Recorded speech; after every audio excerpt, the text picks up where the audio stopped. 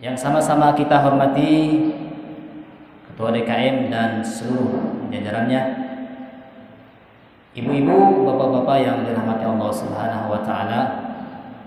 Izinkan pada kesempatan kali ini Al-Fakir diamanahkan oleh Tuan Guru dan juga DKM sekedar mengisi dari apa tujuan kita datang ke sini. Karena kalau kita ingat minggu yang lalu Ustadz Haji Yus sudah mengatakan apabila pagi hari kita tidak mendapatkan ilmu maka rugilah kita.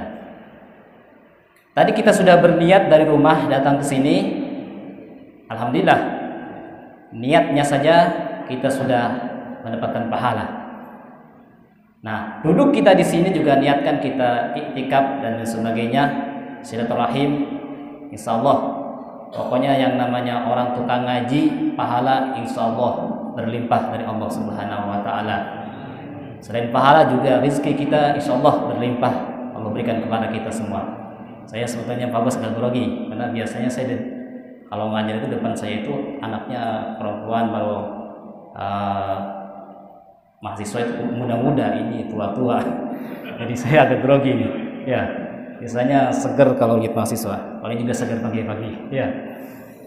Ya, Bapak, Ibu yang dirahmati Allah Subhanahu wa taala, saya kalau ngajar seperti Pak Kiai mungkin nggak bisa ya.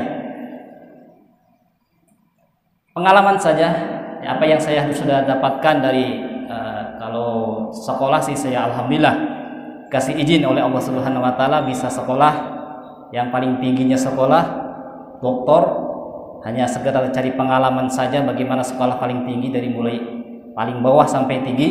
Dan mohon doanya kepada bapak-bapak semua. Saya sekarang sedang menyusun disertasi. Judul disertasi saya itu adalah Sibling Riverly. Apa itu Sibling Riverly? Saya judul disertasi ini Sibling Riverly Profestik Al-Quran. Namun baru sampai proposal, tapi ujiannya sudah berliku-liku. Itulah dokter, suruh mencari perdebatan akademik. Sibling Riverly itu kalau dalam bahasa kita ini persaingan saudara kandung. Kok seperti itu dibahas? Ya, spesifik memang, namun menarik untuk kita bahas. Karena dalam keseharian kita semuanya punya anak pasti. Ya, insyaallah yang belum punya anak semoga dikasih karunia Allah Subhanahu wa taala. Dengan wasilah kita sering ngaji, insyaallah anak-anak kita menjadi anak yang soleh. Nah, dalam keseharian kita seringkali kita menemukan anak kita itu bertengkar, berantem, cekcok, adu mulut, saling mengejek. Itulah namanya sibling rivalry. Dalam bahasa akademiknya ya, bahasa akademik secara global, sibling rivalry. Kenapa itu saya bahas? Karena nampaknya terkadang ini dari latar belakangnya aja kita menarik. Orang tua ada sifat afeksi orang tua namanya favoritism. Seringkali kita membandingkan anak atau menjadikan anak kita yang satu spesial. Dalam teori memang itu wajar. Ketika orang tua membandingkan satu anak dengan anak yang lainnya, itu wajar. Karena pada dasarnya orang tua memiliki cita-cita bagaimana anaknya menjadi anak yang soleh, anak yang baik. Nah, ketika anak itu baik, ketika anak itu soleh, sudah barang tentu kecenderungan kita untuk mencintai salah satu anak itu ada. Namun ternyata dengan tidak disadari oleh orang tua, hal demikian itu ternyata menimbulkan sibling rivalry. Sehingga kalau saya ungkap baik secara global maupun lokal, sibling rivalry ini ternyata menghasilkan dampak yang sangat luar biasa. Apa dampaknya? Saya ambil di beberapa situs, ternyata ada gara-gara orang tua. Yang satu orang tua itu lebih mencintai salah satu anaknya sehingga kakaknya merasa tersaingi sehingga membunuh adiknya itu. Banyak kasus-kasus itu saya ungkap dalam latar belakang LBM saya itu. Ternyata itu sangat membahayakan. Terlebih nanti kalau sudah besar, orang itu akan menjadi orang yang agresif. Bahkan ada permusuhan di antara saudara. sehingga keharmonisan keluarga tidak terjalin dengan baik. Maka oleh sebab itu ternyata dirasa walaupun ini spesifik sibling rivalry ini penting untuk kita teliti. Seperti itu. Ya, begitulah kalau orang kuliah ya. Tidak kayak kiai, semua materi kan dikuasai. Kalau saya kuliah S3, judul disertasinya sibling rivalry, ya itu aja terus yang di otak-atik. Bagaimana perdebatan para akademik baik lokal maupun global, ya itu aja. Cuma memang kita butuh referensi baik secara global maupun lokal. Nah, karena saya ini perspektif Al-Quran, dengan otomatis bagaimana penanggulangan sibling rivalry itu dalam perspektif Al-Quran, yang tentunya kita akan mengkaitkan dengan sibling rivalry yang ada di dalam Al-Quran, juga sibling rivalry yang ada di dalam hadis. Bagaimana penanganan Al-Quran dan juga bagaimana penanganan hadis yang disampaikan oleh Rasulullah SAW. Kalau kita lihat di dalam Al-Quran, saya spesifik lagi nih, sibling rivalry ternyata bukan hanya kepada anak yang usia dini, tapi lebih spesifik lagi kepada anak usia remaja. Kenapa demikian? Kenapa saya ambil anak usia remaja lebih spesifik lagi? Karena kalau sibling rivalry atau persaingan saudara kandung dalam anak itu, anak kecil, itu hanya sekedar mencoba-coba, dan ketika terjadi pun itu tidak menimbulkan efek hukum. Tapi kalau sudah terjadi pada usia remaja, karena sudah terjadi, sudah berhadapan dengan hukum, maka dia harus berhadapan dengan hukum. Maka lebih spesifik lagi. Di dalam Al-Quran ada dua ternyata. Pertama, kisah Qabil dan Habil. Kedua, kisah Nabi Yusuf dan saudara-saudaranya. Kita ketahui bahwa sibling rivalry yang terjadi pada kisah anaknya Nabi Adam, Qabil dan Habil, itu kepada kisah yang sibling rivalry sudah menimbulkan konflik bahkan pembunuhan. Nah, ini ternyata kalau tidak ditangani oleh orang tua menimbulkan pembunuhan. Kita lihat kisah Qabil dan Habil, sampai tega-teganya itu namanya Qabil membunuh saudaranya yang bernama Habil. Kan luar biasa itu. Makanya harus ditangani. Kemudian pada kisah Nabi Yusuf alaihissalam, sampai tega-teganya saudaranya itu, saudara-saudara Nabi Yusuf mengambil Nabi Yusuf, mengajak Nabi Yusuf, kemudian dicemplungin ke dalam sumur. Itu kan bahaya. Nah, bagaimana sekarang dengan anak-anak kita ketika terjadi sibling ini? Apakah kita akan mengabaikannya saja? Nah, makanya penting untuk kita ketahui.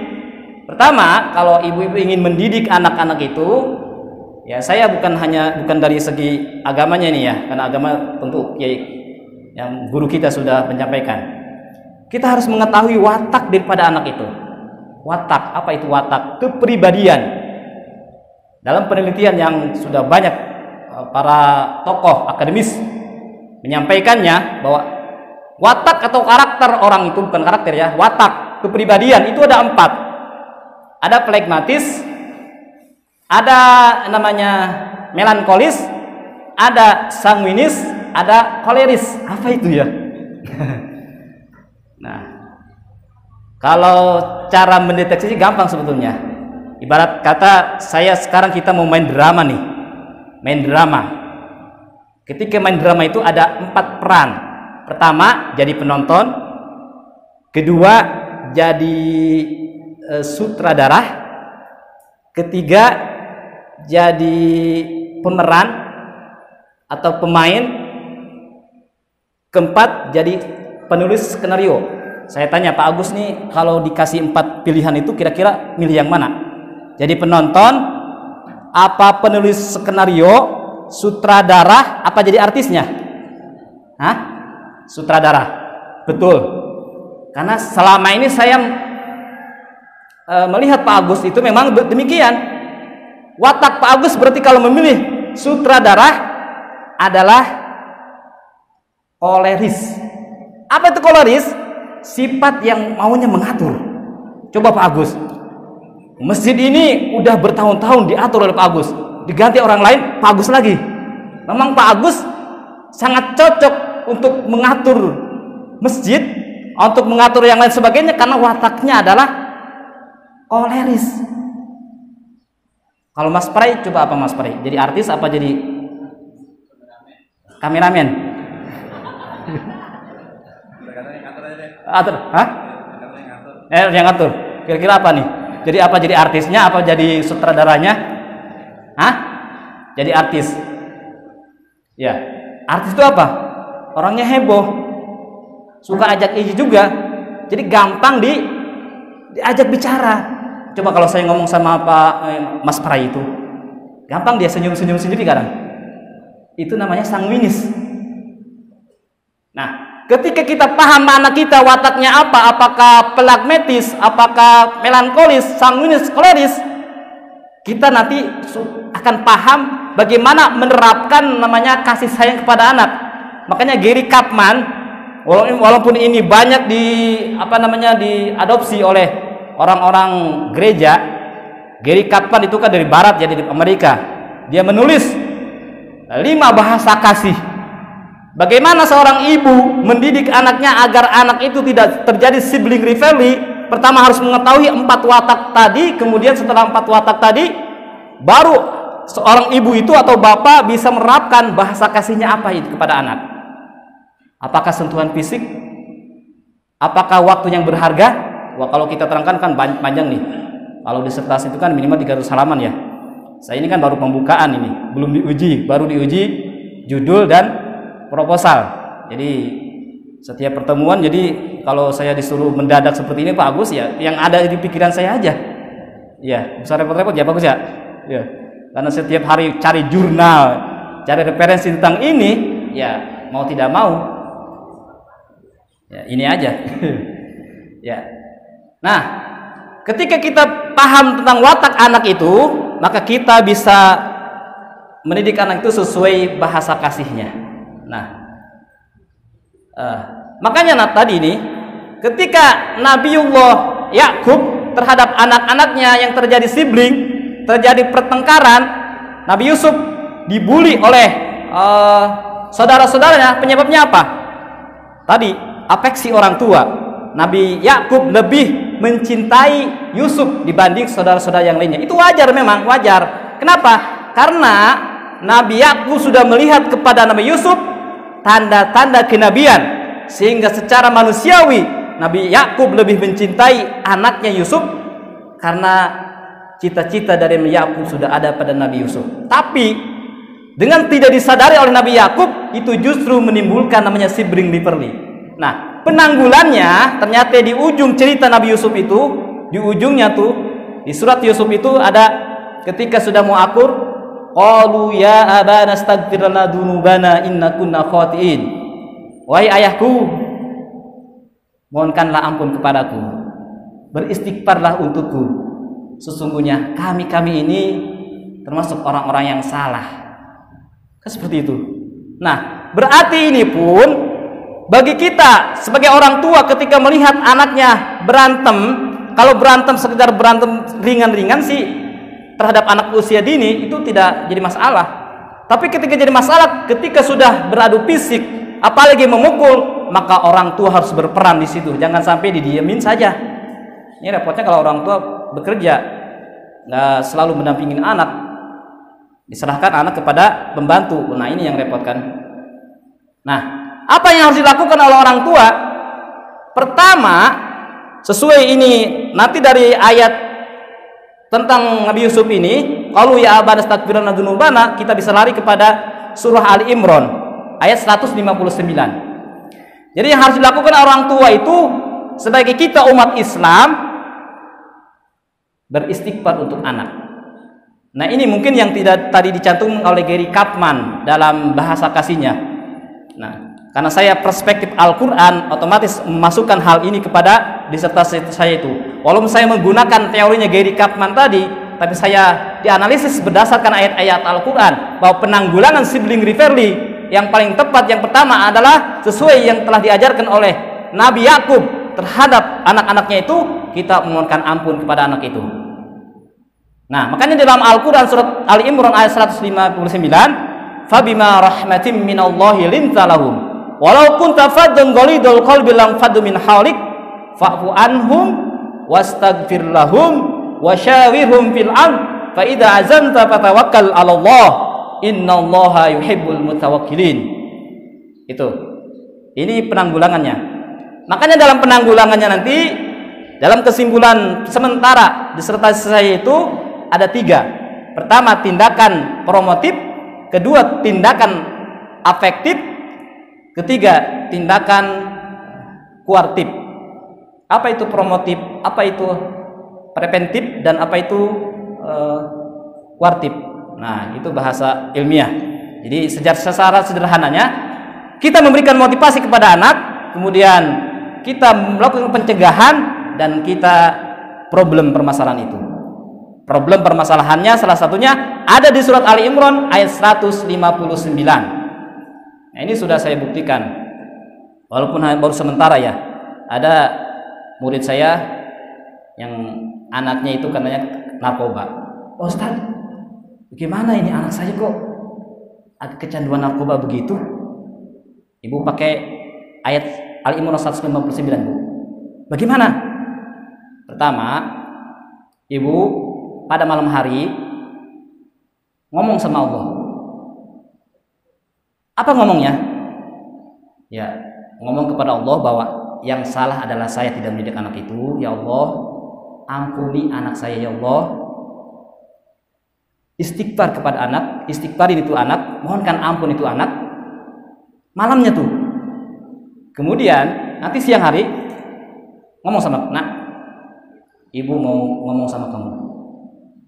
Ternyata anak itu sebelum ibunya ngomong, dia langsung minta maaf pada ibunya. Mohon maaf Bu, saya salah. Saya salah Ibu, karena saya melakukan ini. Nah, itu kan ibunya kan ngomong-ngomong. Sebetulnya ayat ini kan belum sampai kepada ayat ini. Sebetulnya Ali Imran 159. Tindakan orang tua ketika anaknya berbuat salah, kita malam hari berdoa kepada Allah, mohonkan ampun itu anak. Kemudian nanti siangnya atau kapan berjanjian kepada anak itu untuk bermusyawarah. Fa'fu anhum wastaghfir lahum wasyawirhum fil amr.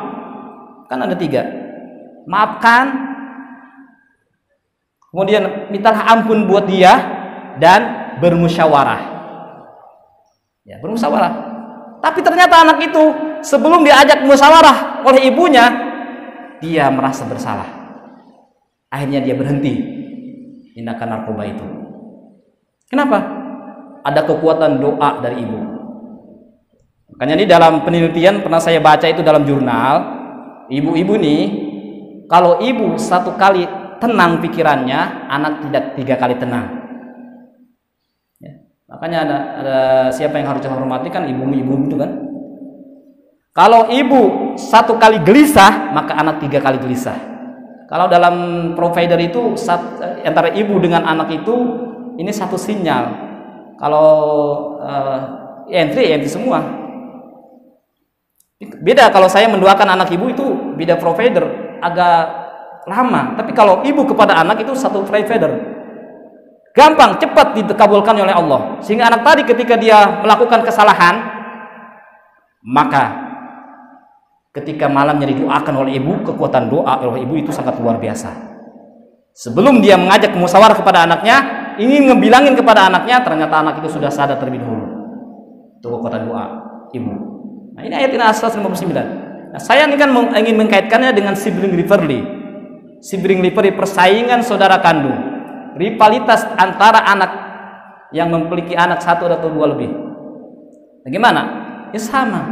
Ketika anak berantem terus dalam kehidupan kita sehari-hari, satu saling mengejek, nah kita jangan tinggal diam, jangan bini anak berantem, kata ibunya terus berantem terus, ya anak otaknya masuk itu kepada otaknya. Nah sekarang ibu aja mendukung terus berantem, sama seperti lihat anaknya main HP terus, waktu sholat main HP terus, main HP terus, ya anaknya malah makin asik karena disuruh. Ternyata seharusnya bagaimana ketika datang waktu sholat, cara menyuruh anak biar dia sholat, ya kita gelar sejadah, nak sudah datang waktu sholat, yuk kita berjamaah. Pikiran otak pertama melihat sejadah, wah nih udah dicontohkan. Ya kalau sekarang bapaknya nyuruh pada anaknya suruh sholat tapi bapaknya nggak sholat, kan repot situ. Nah ini penting dalam hal mendidik. Ternyata apa yang diucapkan oleh orang tua itu akan membekas kepada anaknya dalam hal apapun. Makanya kita harus istilahnya positive thinking kepada anak itu, harus memberikan kata-kata yang membangun karakter anak itu. Ya, bedanya ini tadi kan watak ya, sekarang karakter. Kalau watak itu kan kepribadian yang memang kalau istilah kata itu tadi kayak batu. Batu itu kalau Pak Agus tadi wataknya koleris itu batu itu tidak bisa berubah menjadi oncom, nggak bisa. Tapi bisa dibentuk. Batu itu menjadi bentuknya pondasi dan lain sebagainya. Wataknya Pak Agus koleris, ya nggak apa-apa. Kalau kita ketemu Pak Agus, yang ngatur Pak Agus, ya nggak apa-apa. Kita yang wataknya flegmatis, ya diem aja. Tapi flegmatis sebetulnya punya watak juga. Kalau istilahkan saya kepada pemimpin kita nih, kalau seperti SBY itu bukan flegmatis, bukan koleris, tapi flegmatis. Flegmatis pun punya gaya kepemimpinan, tapi gaya kepemimpinannya dia lebih kalem. Kan SBY. Bagaimana dengan Pak Jokowi? Jokowi itu kolaborasinya koleris sanguinis. Apa itu koleris sanguinis? Ya, dia itu lebih ambruer gitu ya, lebih per-peran. Banyak udah aja di sana sini gitu kan. Tapi gue punya kepemimpinan juga flegmatis, lebih memikirkan, bertindak. Wah, bagus juga watak koleris. Dia suka ajak ijik juga kan. Ya, kayak Pak Jokowi kan sama, ajak ijik. Pak Agus juga ajak ijik sana sini. Muter sana, muter sini. Itu koleris. Ya. Yang wataknya melankolis, apa tuh melankolis tadi? Dia itu adalah wataknya apa namanya tadi? Melankolis itu dia lebih teliti, pemikir tapi teliti, makanya sangat pantas untuk dijadikan bendahara. Ini nanti kan lari ke situ. Ya, jadi kembali kepada tadi, penanganan sibling rivalry yang terpenting buat kita orang tua yang mempunyai anak, yang kalau sudah tidak mempunyai anak yang sudah gede, berarti pada cucu gitu ya. Pada cucu, bagaimana penanganan sibling rivalry? Yang terpenting tadi baru satu nih ya, nanti walaupun nanti kesimpulannya agak banyak. Pertama, kita mohonkan ampun kepada orang tua. Kita lihat surah Ali Imran ayat 159, fa bima rahmatin minallahi linta lahum walau kunta faddan ghalidul qalbi lam fadu min halik fa'fu anhum wastaghfir lahum wasyawirhum fil amr fa idza azanta fatawakkal 'ala Allah innallaha yuhibbul mutawakkilin.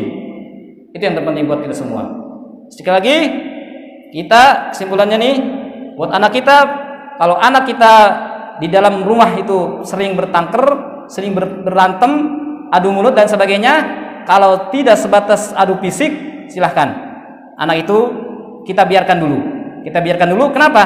Karena dengan dia beradu mulut, itu nanti akan muncul pada jiwanya, dia menjadi problem solving. Ya, itu. Tapi kalau sudah adu fisik, yang satu mukul yang satu, maka tindakan kita tadi, kita harus jadi sebagai wasit. Dan jangan marah di situ ya, jangan marah. Dan kalaupun kita marah di situ, kita marah terhadap anak-anak kita, kalau bisa kita istighfar, tarik nafas panjang-panjang, istighfar, dan ingatlah kata Rasulullah, ketika kita marah sedang berdiri, maka duduk. Sudah duduk masih marah juga, maka sambil tiduran. Insya Allah kalau sudah tiduran Maya tidak akan memukul kali. Iya, pulas nanti tidur, gitu ya. Ya itulah. Ini sebetulnya dulu zaman Rasul pun pernah ada terjadi sibling rivalry ini. Bagaimana penanganan Rasulullah?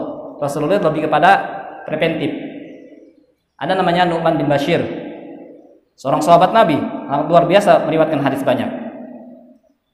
Bashir ayahnya itu karena melihat Nu'man ini cerdas, timbul pada dirinya kecenderungan untuk lebih favoritisme, lebih memprioritaskan pada anaknya itu, sehingga menimbulkan kecemburuan daripada anak-anak yang lainnya. Ibunya yang melihat keseharian anak-anaknya itu berkata kepada ayahnya, "Wahai ayah, aku tidak ridho engkau memberikan sesuatu kepada Nu'man sehingga disaksikan oleh Rasulullah SAW." Akhirnya satu keluarga datang kepada Rasulullah perihal anaknya itu yang terjadi sibling, dan akibatnya adalah dari orang tua yang afeksinya tadi berlebihan, tidak adil itu. Apa kata Rasulullah? "Wahai Nu'man, wahai Bashir, apakah ini yang kau lakukan kepada anakmu semua?" "Tidak ya Rasulullah." Apa kata Rasulullah? "Ittaqullaha wa'dilu baina auladikum." Bertakwalah kalian kepada Allah dan berlaku adilah kepada semua anakmu. Ya. Jadi ini aja mungkin fokus ya. Kesimpulannya bahwa apa yang telah dilakukan oleh Rasulullah, pertama kita harus melakukan preventif. Apa itu preventif? Pencegahan hal-hal yang menimbulkan anak kita berlaku sibling rivalry. Kemudian kalaupun sudah terjadi sibling rivalry, adu fisik, kita lihat harus ada tindakan kuartif, yaitu penanganan konflik. Dengan apa penanganan konfliknya? Kita jangan senggan-senggan, harus selalu mendoakan kepada anak kita malam hari, terlebih ketika kita habis sholat tahajud ataupun ketika kita setelah sholat 5 waktu. Doakan selalu anak kita supaya anak kita akur, sehingga dengan anak selalu akur nanti akan muncul dalam jiwanya prestasi. Kalau sudah menimbulkan prestasi, kan yang senang juga orang tua, itu menjadi investasi kita buat kita di akhirat nanti. Amin ya robbal alamin.